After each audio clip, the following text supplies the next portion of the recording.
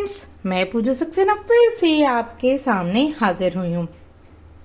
UP board के 822 DV नाम के सेट का एक क्वेश्चन जो कि 6 मार्क्स में आया हुआ है, आज हम उसको सॉल्व करना स्टार्ट करते हैं।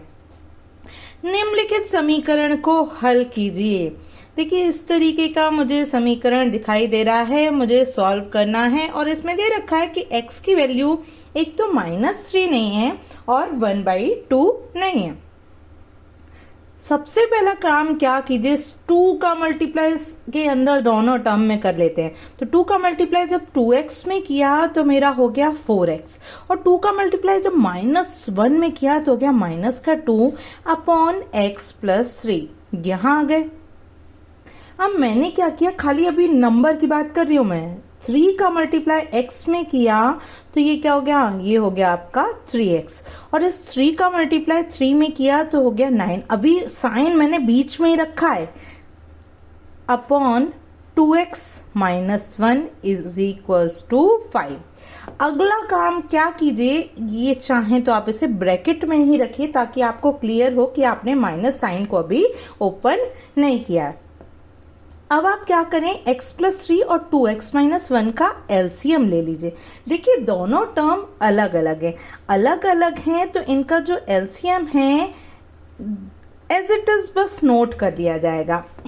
अब मैंने x + 3 का इस पूरे में डिवाइड दिया, भाग दिया, तो x + 3 से x + 3 तो कट गया, मेरे पास आया 2x - 1। तो अब मुझे 4x - 2 में मल्टीप्लाई करना है, किसका, 2x - 1 का। बीच में माइनस लग रहा था, मैंने भी माइनस लगा दिया। अब 2x - 1 का इस पूरे में डिवाइड करना है, तो 2x - 1 से 2x - 1 कैंसिल, क्या बचा, x + 3। अब इस x + 3 का मुझे किस में मल्टीप्लाई करना है, इस वाले टर्म में, यानी 3x + 9 = 5। ठीक है। अब क्या किया जाए, 4x का जब मैं 2x में मल्टीप्लाई करूंगी तो आ जाएगा 8x², क्योंकि 4 दूनी 8, x का गुणा जब x में किया तो हो गया x²। 4x का जब -1 में गुणा किया तो आ गया -4x। -2 का जब 2x में गुणा किया तो हो गया -4x, और -2 का जब -1 में गुणा किया तो हो गया +2। माइनस लग रहा था, मैंने भी माइनस लगा दिया। अब x का गुणा जब 3x में किया तो हो गया मेरा 3x²। x का गुणा जब प्लस के 9 में किया तो हो गया +के 9x। 3 का गुणा जब 3x में किया तो हो गया +के 9x, और 3 का गुणा जब 9 में किया तो हो गया +के 27 बटे x का गुणा जब 2x में किया तो हो गया 2x²।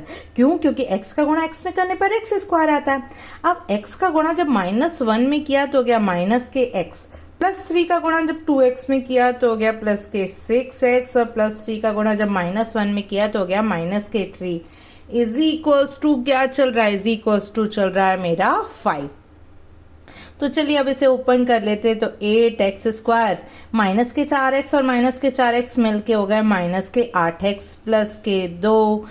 अब अभी एक स्टेप बाद और ओपन करेंगे तो 3x², 9x और 9x मिलके हो गए 18x +के 27 अपॉन 2x²।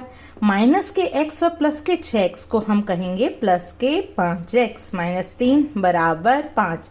अब इसको खोलिए, ओपन करिए, ये तो एज इट इज रहेगा, ये ब्रैकेट ओपन करेंगे तो 8x² -8x + 2 माइनस के 3x², माइनस का मल्टीप्लाई जब माइनस प्लस में किया तो माइनस आया तो -के 18x, और माइनस का मल्टीप्लाई जब प्लस में किया तो आया माइनस, यानी -के 27।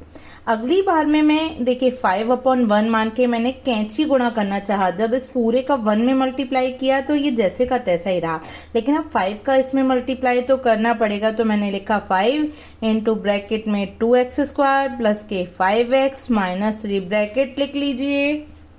ब्रैकेट का मतलब भी मल्टीप्लाई ही होता है। अब 8x² में से 3x² सब्ट्रैक्ट किया, घटाया तो बचा 5x²।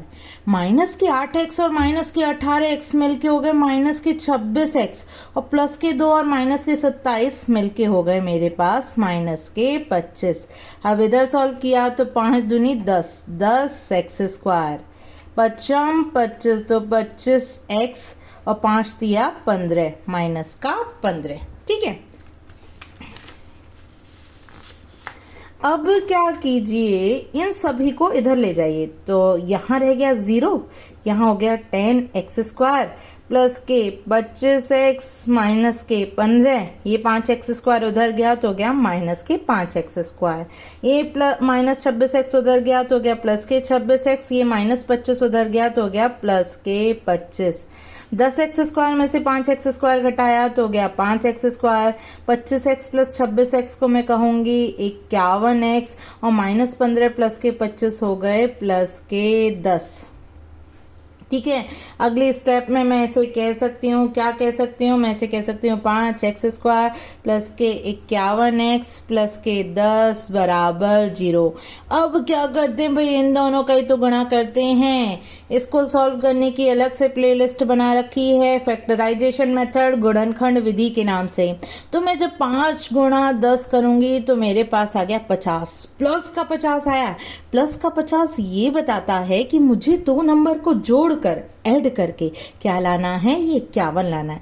तो मैंने सबसे पहले लिखा 50 गुणा 1, लेकिन जब मैंने 50 और 1 को जोड़ा तो मुझे तो 51 पहली बार में ही मिल गया। तो मैंने इसे कहा 5x² प्लस के 50x प्लस के x।